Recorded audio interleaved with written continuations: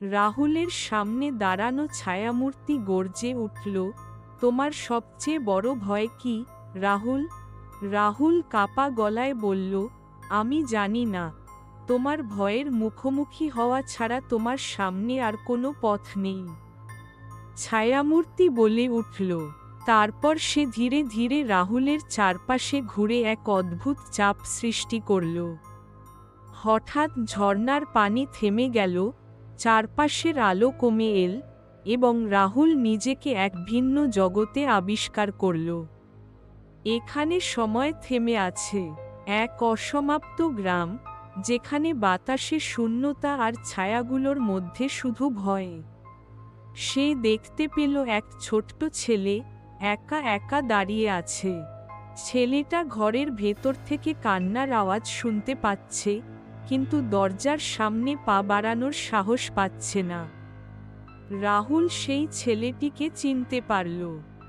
তার শৈশব, সেই দিন যেদিন সে তার বাবাকে হারিয়েছিল। সেই কান্নাগুলো তার নিজের। তোমার ভয়কে চিনতে পারছো? মূর্তিটি বলে উঠল। রাহুল বুঝল, সে তার অতীতের ভয়কে এখনো পেরিয়ে আসতে পারেনি। সে তখনও এক নিষ্পাপ শিশু ছিল, যে বাবার হারানোর শূন্যতা থেকে কখনো মুক্তি পায়নি। তুমি কি করবে, রাহুল? মূর্তিটি জানতে চাইল। রাহুল ধীরে ধীরে সেই ছোট্ট ছেলেটির দিকে এগিয়ে গেল। ছেলেটি ভয় পিছিয়ে যেতে চাইছিল, কিন্তু রাহুল হাত বাড়িয়ে বলল, তুমি একা নও। আমরা একসঙ্গে এই ভয়কে জয় করব। ছেলেটি হাত বাড়িয়ে রাহুলের হাত ধরল। মুহূর্তেই তাদের চারপাশ আলোকিত হয়ে উঠল।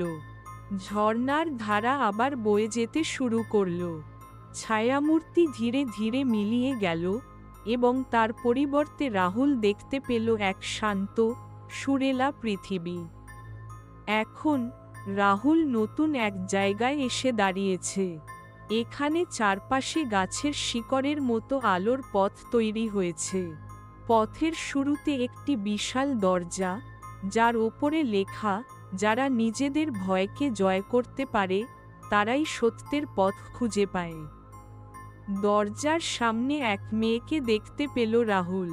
মেয়েটি হাসিমুখে বলল, তুমি পাশ করেছ। এখন সত্যের জগতে প্রবেশ করার জন্য তৈরি। কিন্তু পথটা একা পাড়ি দেওয়া যাবে না। তোমাকে একজন সঙ্গী পেতে হবে। তুমি কে? রাহুল জানতে চাইল। মেয়েটি হেসে বলল, আমি শুধু এক পথপ্রদর্শক। তবে সত্যের পথ তোমাকেই খুঁজতে হবে। সঙ্গীকে খুঁজে পাওয়া তোমার পরবর্তী পরীক্ষা।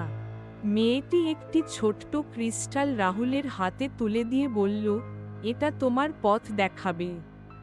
কিন্তু মনে রেখো, সত্যের পথে সাহস আর বিশ্বাসই তোমার একমাত্র অস্ত্র। রাহুল ক্রিস্টালটি হাতে নিয়ে দরজার দিকে তাকালো। দরজার ওপারে ছিল অস্পষ্ট, রহস্যময় এক জগৎ। রাহুল কি তার সঙ্গী খুঁজে পাবে? সত্যের পথ কি তাকে তার উত্তর দেবে? তার সামনে এখন অপেক্ষা করছে এক দীর্ঘ, জটিল অভিযান। পরবর্তী অধ্যায়ে রাহুলের যাত্রার আরও গভীর রহস্য উদ্ঘাটিত হবে।